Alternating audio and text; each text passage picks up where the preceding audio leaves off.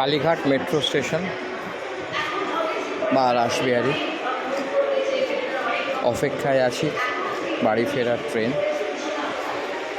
এটা দমদম লাইন, মানে দক্ষিণেশ্বরের দিকে যাবার ট্রেনগুলি এই লাইন দিয়ে যাবে এবং তার পাশের লাইনে গড়িয়ার দিকে মেট্রো যাবার লাইন।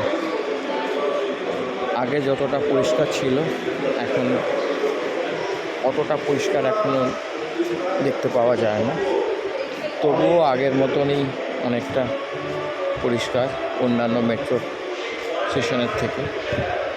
আমরাই এর জন্যে কিছুটা দায়ী। আমরা যদি সচেতনতার সঙ্গে একটু মেট্রো চলাচল করি তাহলে স্টেশনগুলো আর একটু পরিষ্কার থাকবে। মেট্রো কর্তৃপক্ষেরও একটা দায়িত্ব আছে স্টেশনগুলোকে ঝকঝকে তকতকে রাখা।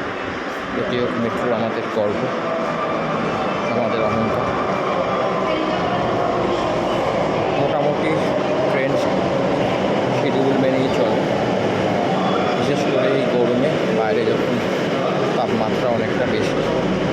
এই মেট্রোর মাধ্যমে আমরা অনেকটা আরামে সস্তায় বিশেষ করে দুপুরবেলার দিকে যাতায়াত করতে পারি।